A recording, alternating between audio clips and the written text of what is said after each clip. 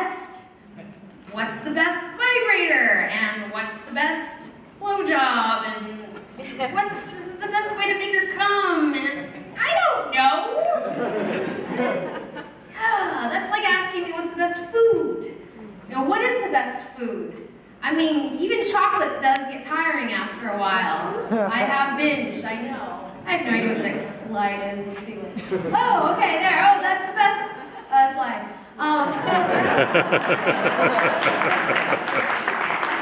People, I mean, we're not taught to really critically think about our sexuality in an objective way. There's lots of emotions tied up with it, and all these feelings, and then we want the best for our sex lives. I mean, we want the best for ourselves, right? And that's important.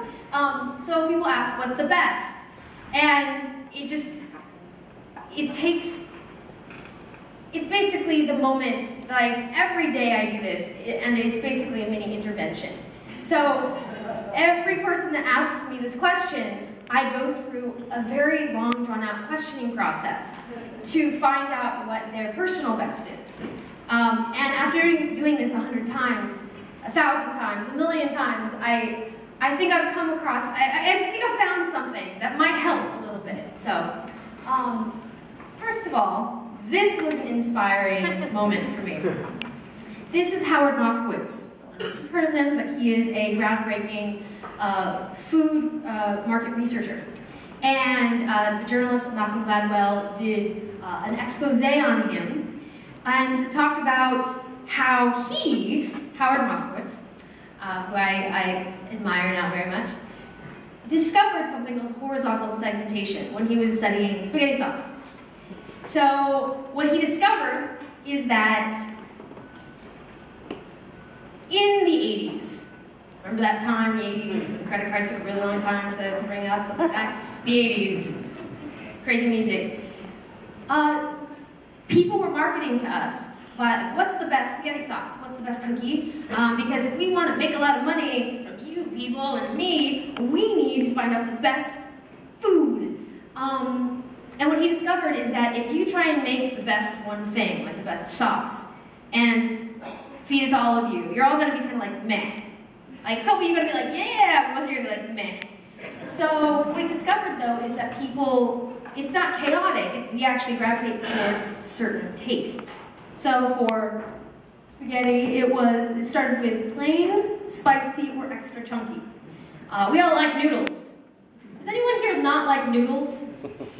Okay. Okay. I was asking, I searched it, I Googled it. I'm like, no one's ever studied if everyone likes noodles. I have no idea. So like 3 people don't like noodles, so now we know. So this totally lit a light bulb in my head because I have been seeing this sort of behavior in the sex store a lot. So I've been thinking about that in the last year and a half since I learned about this. So, if there's no best, then what is there in sexuality, right? Are we just thrown into the void of space, no up, no down? We just gotta figure it out for ourselves and hope we were awesome and people want to come back for more? Is that our sex life? Questioning constantly in the darkness?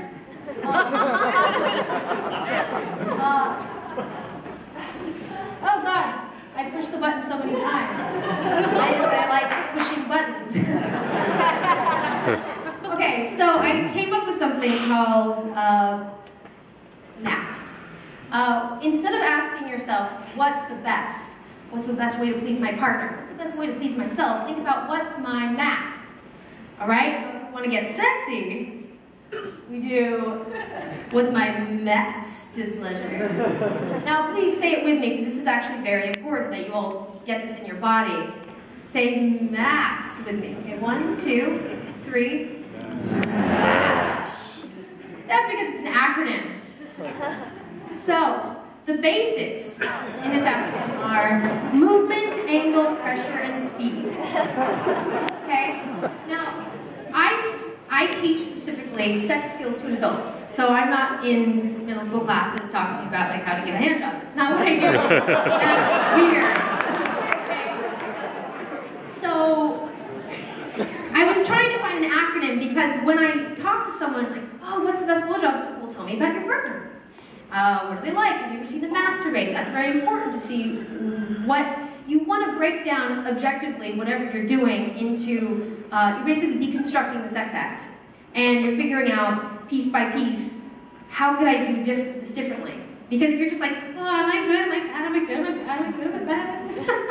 Just like, I mean, that's, you know those times when you're having, personal time, intimacy time, and then you're just freaking out in your mind and just trying to act cool. I don't know, maybe it's just me, but you're like, am I okay at this?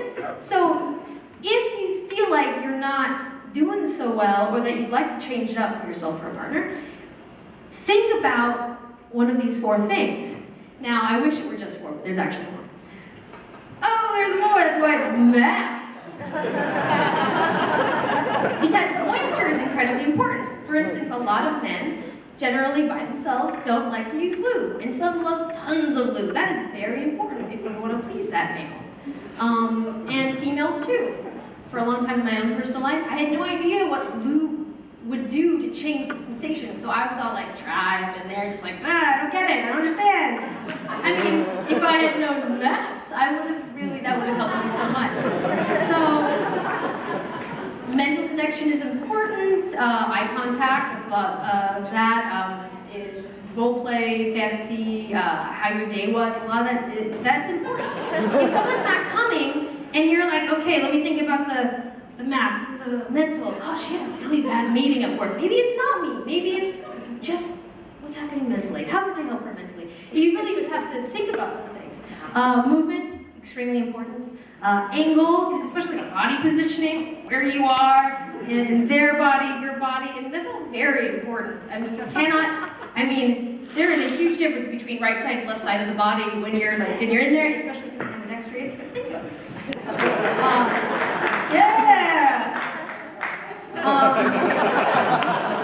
Pressure is important. I do have a lot of people talk about how female bodies tend to receive too much pressure, and you have to think about the anatomy of your hand and maybe a different part of your hand. You can play with pressure differently. I mean, we can get really nerdy into this. I only have 15 minutes. Oh my God, that's counting down? I'm dying right now. Okay, so moving through this. So what's the best vibrator? Just an example of how I've observed this. All right, rabbit, bullet, or wand. We're not in the chaos of sexuality, like, ugh. People do gravitate toward different ideas. In the sex toy world for female-bodied folks, there's the wand, giant motorcycle vibrating. It has a total cult following. Tiny, tiny bullet vibrators, total cult following. People are just like, oh no, I need a tiny, I want it discreet, I want it quiet, I don't want it in my face, that is a preference. People gravitate toward that. And then there's the rabbit. Now the rabbit is really interesting, actually, because people look at it and they have no idea what it is. I don't understand what this is. But if you look closer,